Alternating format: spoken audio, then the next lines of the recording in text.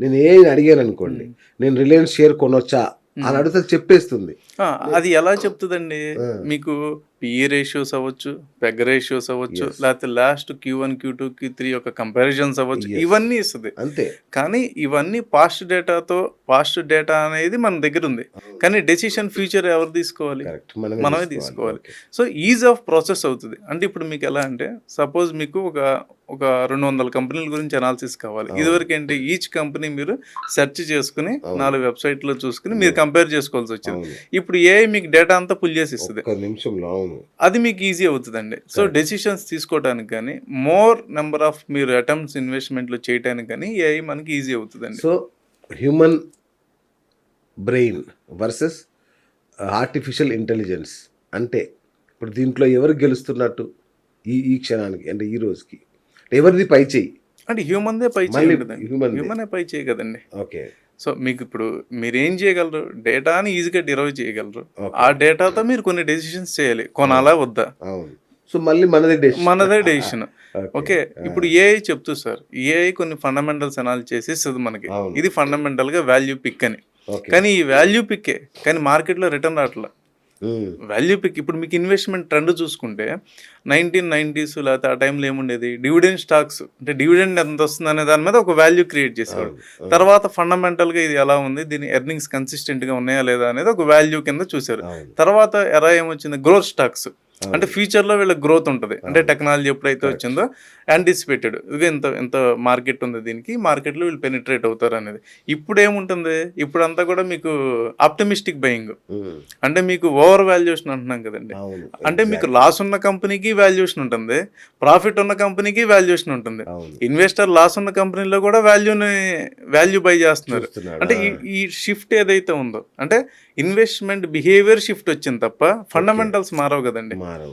So ఫండమెంటల్స్లో change రాదు. అంటే మీరు ఇప్పుడు మీకు ఎగ్జాంపుల్ చెప్పాలంటే 1960s ఆ టైంలో మన అమెరికన్ మార్క్స్ తీసుకుంటే యావరేజ్ రిటెన్షన్ పీరియడ్ తీసుకుంటే ఒక ఇన్వెస్టర్ బిహేవియర్ 8 years ఉండేది. ఇప్పుడు రీసెంట్గా తీసుకుంటే 4 to 6 monthsకి వచ్చేసింది. అంటే బిహేవియర్స్ చేంజ్ అవుతాయి కానీ కంపెనీస్ ఏదైతే ఫండమెంటల్స్ కానీ ఫండమెంటల్ ప్రాసెస్లు మారవు కదండి.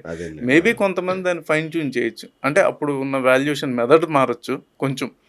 ఓకే, గ్రోత్ వాల్యుయేషన్లోకి వెళ్తున్నామా, అసెట్ వాల్యుయేషన్లోకి వెళ్తున్నామా, ఇలా వాల్యుయేషన్ మెథడ్స్ మారచ్చు కానీ ఫండమెంటల్స్ అయితే మారవు కదండి. రైట్. అయితే ఇప్పుడు మామూలుగా చాలామంది ఏం చేస్తారు, నెలకు 10,000 అలా స్టాక్ మార్కెట్లో సంపాదించాలని పెట్టుకుంటారు. 10,000, 20,000, 60,000 ఇట్లా మంత్లీ యావరేజ్గా. ఇట్లాంటి వాళ్ళకి కూడా ఏఐ టూల్స్ పని చేస్తాయా, లేదంటే పెద్ద పెద్ద సంస్థలే వాడతాయా ఏఐని? ఎవరైనా వాడచ్చండి. అంటే సౌలభ్యం ఉందా? ఉందండి. చిన్న సబ్స్క్రిప్షన్స్ ఉంటాయి, తీసుకుంటే మనం చేయొచ్చు. కానీ ఎంత చేసినా అంటే ఇప్పుడు ఏఐ ఏం చేస్తుంది అంటే ఇప్పుడు మార్కెట్లో మనం కొంటున్నామండి, మార్కెట్ని ఏం డిరైవ్ చేస్తుంది, మార్కెట్లో రిస్క్ డిరైవ్ చేస్తుంది, టైం డిరైవ్ చేస్తుంది, ఎమోషన్ డిరైవ్ చేస్తాయి, ఫండమెంటల్ డిరైవ్ చేస్తాయి. ఈ 4టిని హ్యూమన్ ఎక్కడ మిస్ అవుతాడండి, ఎమోషన్స్లో మిస్ అవుతాడు.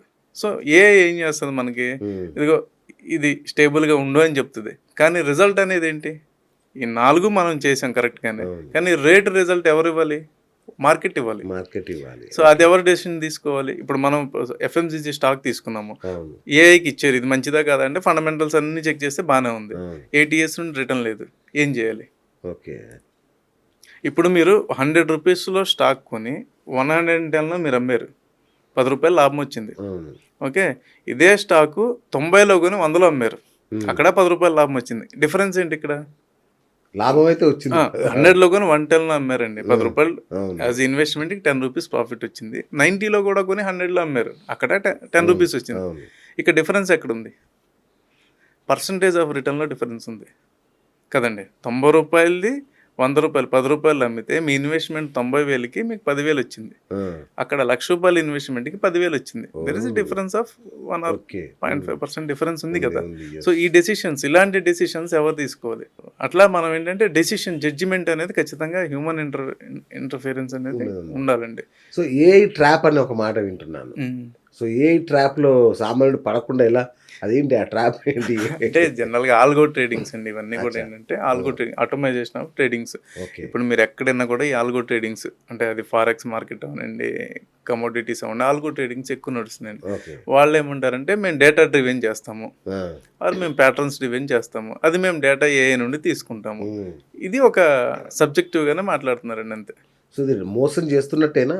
సామాన్యుడు మోసపోతున్నాడు. అదే అండి, ఇప్పుడు మోసం అంటేనంటే ఇక్కడ మీకు వచ్చిన డేటాని అంటే మనం వాడే డేటాని ఇన్స్టిట్యూషన్స్ కూడా వాడతాయి. అవును. ఈ డేటాని ఎలా వాడాలి, ఎలా ఈ డేటాని తీసుకోవాలనేది ఇక్కడ ఇంపార్టెంట్ అండి. ఓకే. ఆ డేటా అనేది వాళ్ళు కనుక కరెక్ట్గా యూటిలైజ్ చేయకపోతే సో లాస్ అవుతారు. లాస్ అవుతారు. లాస్ అవుతారు. ఓకే.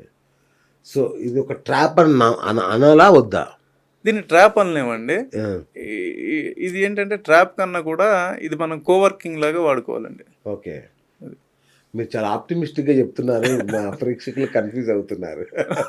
అంటే ట్రాప్ అనే పాయింట్ ఎక్కడ వస్తుంది అంటేనండి, సపోజ్ మనం ఏఐకి మనం ఇస్తాం కదండి, అవును. ఏఐ కూడా మనకు తగ్గట్టుగా అది ఇవ్వటం మొదలు పెడుతుంది. ఓకే.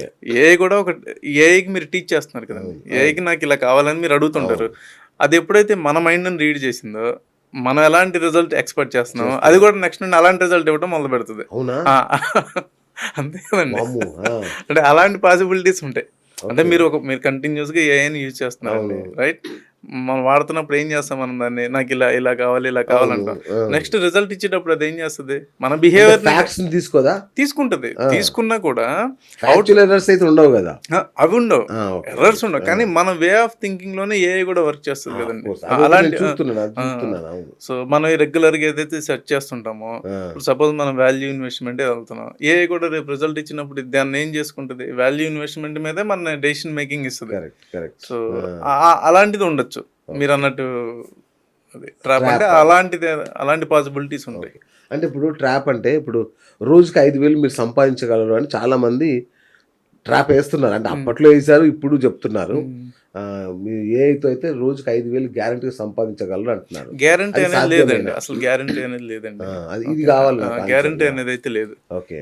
మరి ఇది ట్రాపే కదా? అదే అది వీళ్ళు వాళ్ళ యాడ్స్ అట్లా ప్రమోట్ చేయడం, 5,000 గ్యారంటీ పర్ డే అని చెప్పడం అనేది మార్కెట్లో అసలు గ్యారంటీ లేదండి. అంటే ఏఐతో అయితే గ్యారంటీ అని ఏఐని వాడుతున్నారు మోసానికి. సో అది క్లారిటీ కావాలి. అవును, అవునండి. Hi friends, thank you for watching this video. ఈ వీడియో గనుక మీకు నచ్చినట్లయితే దయచేసి లైక్ చేయండి, షేర్ చేయండి. ముఖ్యంగా మా ఛానల్ 24/7 న్యూస్ టీవీని సబ్స్క్రైబ్ చేసుకోండి. ఆ తర్వాత మీ విలువైన అభిప్రాయాల్ని, మార్పులు, చేర్పులు, కావాల్సిన వీడియో ఏమన్నా ఉంటే మన వీడియో కింద కామెంట్ సెక్షన్లో కామెంట్ రూపంలో తెలియజేయండి. నమస్కారం, సాయిదంచిక మాట్లాడుతున్నాను. ప్లీజ్ సబ్స్క్రైబ్, షేర్, లైక్ చేయండి 24/7 టీవీ ఛానల్. హాయ్ నమస్తే, నేను మీ Sonia Akula. Please subscribe to 24/7 news TV. Hi అండి, అందరికీ నమస్తే. నేను Mankota Prasad. Please do subscribe 24/7 news TV. Political, entertainment and infotainment updates కోసం like, share, subscribe 24/7 news TV.